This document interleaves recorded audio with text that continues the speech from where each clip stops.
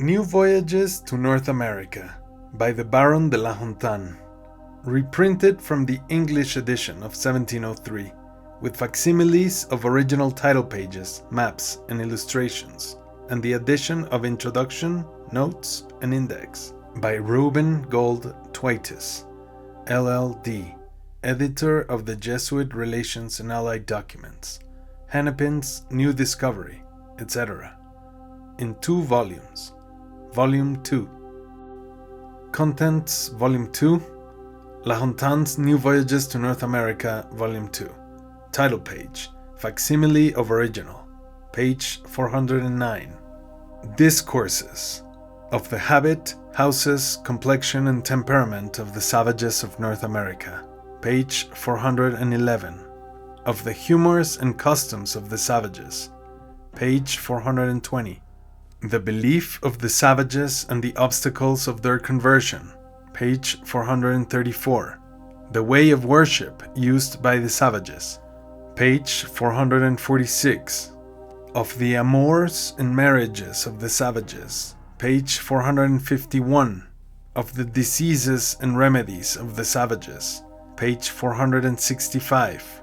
The diversions of hunting and shooting usual among the savages, page 476.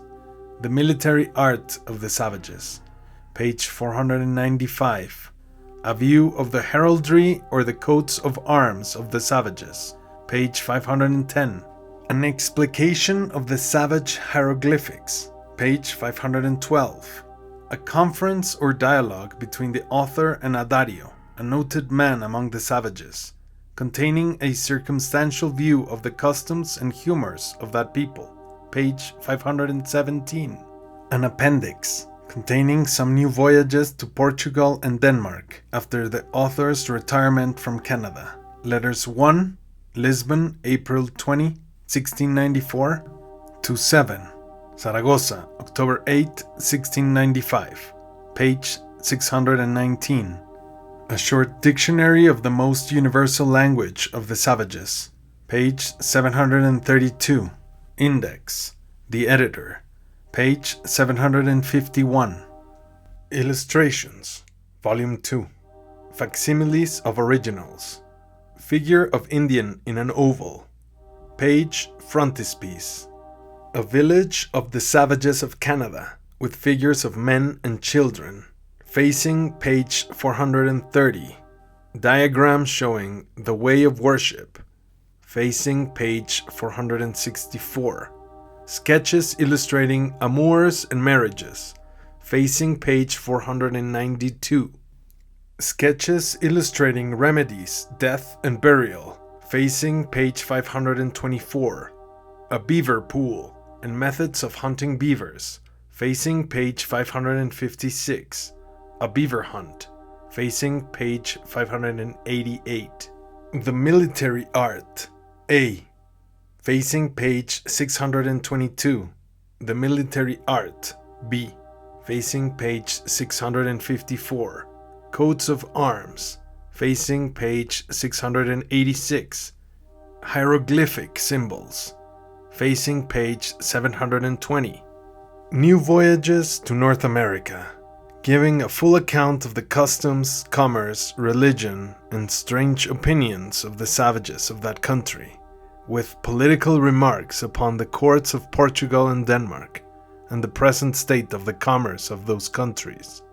Never printed before. Written by the Baron La Hontan, Lord Lieutenant of the French colony at Placentia in Newfoundland, now in England. Volume 2. London.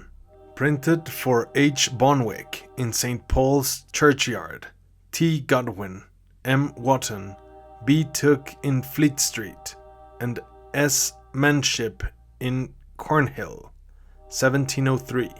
Chapter 1. A Discourse of the Habit, Houses, Complexion, and Temperament of the Savages of North America. The Grecian chronologers, who divided the course of time into 3 periods, namely the Adelon, or that which is wrapped up in obscurity, the Mythicon, alias Esukon, or that which was the season of fiction and fables, and the isoeikon, which affords us true and creditable actions. These chronologers, I say, might have saved themselves the trouble of writing 1,000 idle stories relating to the original of the inhabitants of the earth. For the invention of writing being unknown to them before the siege of Troy, they had no other standard to consult but the fabulous manuscripts of the Egyptians and Chaldeans, who were a fanatic, superstitious sort of people. But supposing the Egyptians and Chaldeans to have invented the art of writing, what credit can we give to the accounts of things that are said to have happened before the date of that invention? In all probability, they knew no more of the matter than the Americans, and upon that score, 'twas very hard for them to give a faithful narrative of the adventures and exploits of their ancestors. I am now fully convinced that tradition is so inconstant, obscure, uncertain, and fallacious that we can't pretend to rely upon it.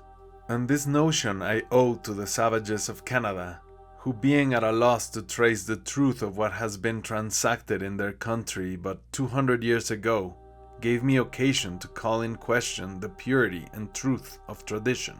Upon this lay, you may easily apprehend that these poor people are as little acquainted with their own history and origin as the Greeks and Chaldeans were with theirs.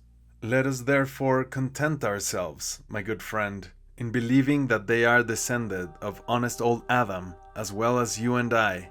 I have read some histories of Canada, which were writ at several times by the monks, and must own that they have given some plain and exact descriptions of such countries as they knew.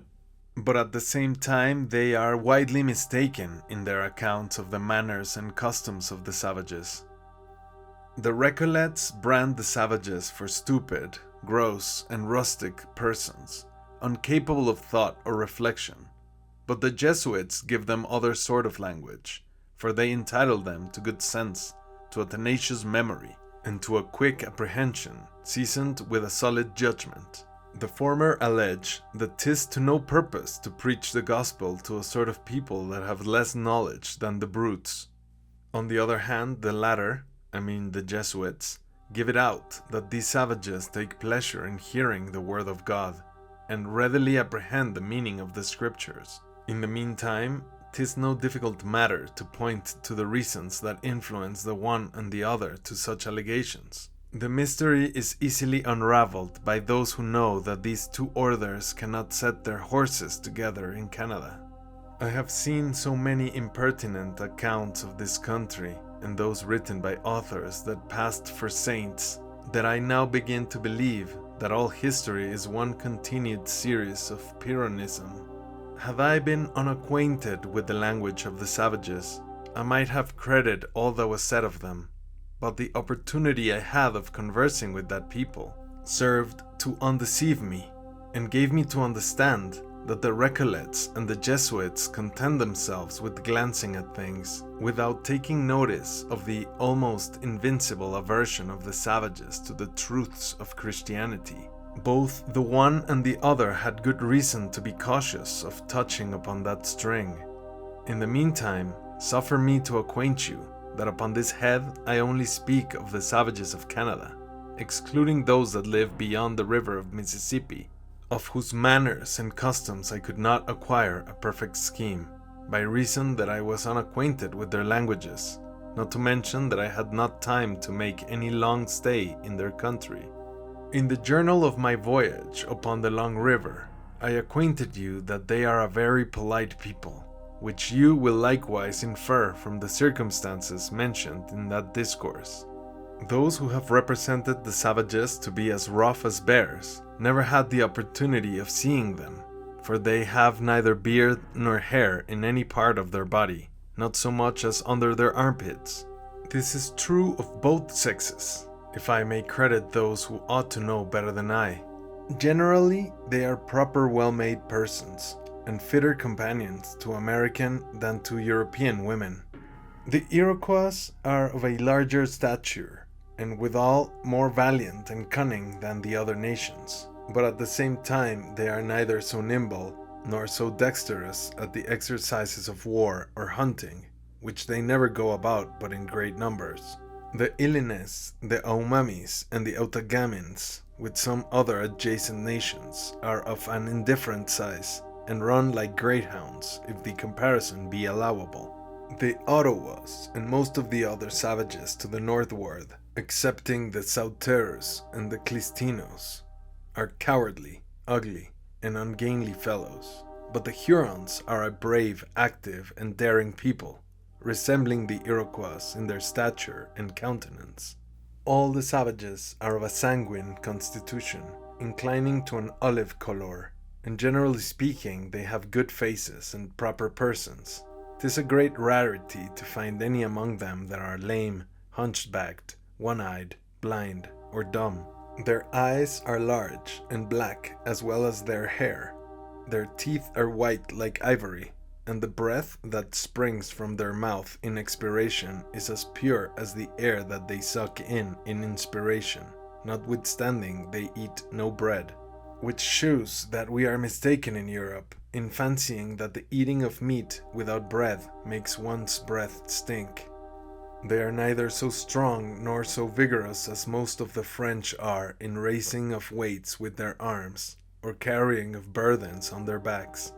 But to make amends for that, they are indefatigable and inured to hardships, insomuch that the inconveniences of cold or heat have no impression upon them, their whole time being spent in the way of exercise, whether in running up and down at hunting and fishing, or in dancing and playing at football, or such games as require the motion of the legs. The women are of an indifferent stature, and as handsome in the face as you can well imagine, but then they are so fat, unwieldy, and ill-built that they'll scarce tempt any but savages. Their hair is rolled up behind with a sort of riband, and that roller hangs down to their girdle. They never offered to cut their hair during the whole course of their lives, whereas the men cut theirs every month. 'Twere to be wished that the same good luck which led them to the observation of this had thrown them upon the other advices of St. Paul. They are covered from the neck to under the knee, and always put their legs across when they sit.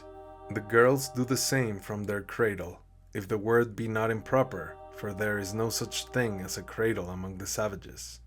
The mothers make use of certain little boards, stuffed with cotton, upon which the children lie as if their backs were glued to them, being swaddled in linen, and kept on the swath bands run through the sides of the boards. To these boards they tie strings, by which they hang their children upon the branches of trees when they are about anything in the woods. The old and the married men have a piece of stuff which covers them behind, and reaches halfway down their thighs before, whereas the young men are stark naked all over. They allege that nakedness is no infraction upon the measures of decency, any otherwise than as it is contrary to the custom of the Europeans, and condemned by the notion that they have of it. However, both the young and the old hang upon their backs in a careless way a covering of hide or of scarlet, when they go abroad to walk or to make visits. They have likewise a sort of cloaks or coats calculated for the season, when they go a-hunting or upon warlike expeditions, in order to guard off the cold in winter and the flies in summer. Upon such occasions they make use of a sort of caps, made in the form of a hat, and shoes of elk or hart skins, which reach up to their mid-leg. Their villages are fortified with double palisadoes of very hard wood, which are as thick as one's thigh, and 15 foot high, with little squares about the middle of the courtines. Commonly, their huts or cottages are 80 foot long, 25 or 30 foot deep, and 20 foot high. They are covered with the bark of young elms, and have 2 alcoves, one on the right hand and the other on the left, being a foot high and 9 foot broad, between which they make their fires, there being vents made in the roof for the smoke. Upon the sides of the 2 alcoves there are little closets or apartments in which the young women or married persons lie upon little beds raised about a foot from the ground. To conclude, one hut contains 3 or 4 families. The savages are very healthy, and unacquainted with an infinity of diseases that plague the Europeans, such as the palsy, the dropsy, the gout, the phthisic, the asthma, the gravel, and the stone. But at the same time they are liable to the smallpox and to pleurisy. If a man dies at the age of 60 years, they think he dies young, for they commonly live to 80 or 100. Nay, I met with 2 that were turned of 100 several years, but there are some among them that do not live so long, because they voluntarily shorten their lives by poisoning themselves, as I shall show you elsewhere. In this point they seem to join issue with Zeno and the Stoics, who vindicate self-murder, and from thence I conclude that the Americans are as great fools as these great philosophers.